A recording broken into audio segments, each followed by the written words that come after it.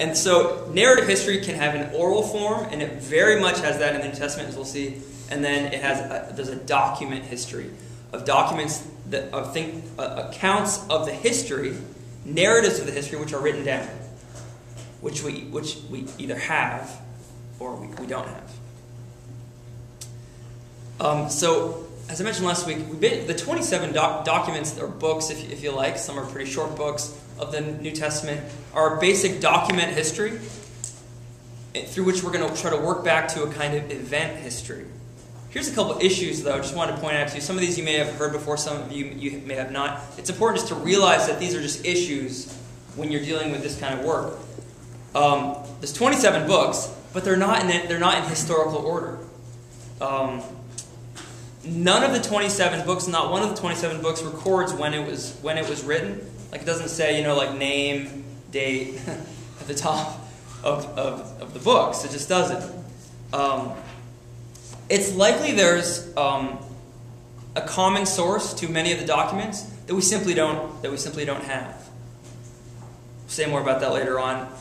Also, obviously, in terms of the narratives, there's 5 books that you would call narrative in the literary sense, where it's like this happened, and then this happened, and then this happened, end of story.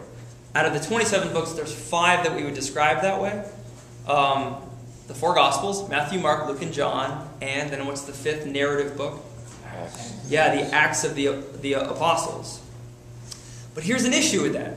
Even as they're telling a narrative story, they're not simply biographies.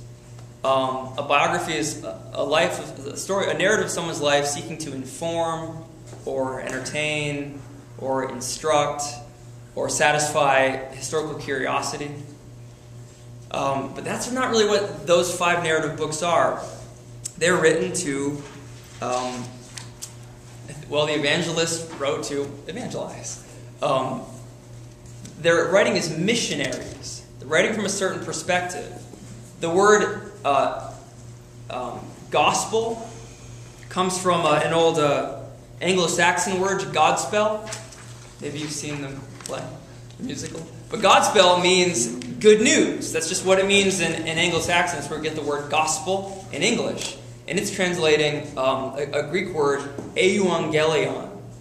Eu means good, like Eugene is well-born, good-born. And then, but euangelion, angelion is where we get the word angel. An angel is just someone who delivers a message. So euangelion is a good message. So right off the bat, you're dealing with a particular point of view in a particular context. You might even say a particular agenda.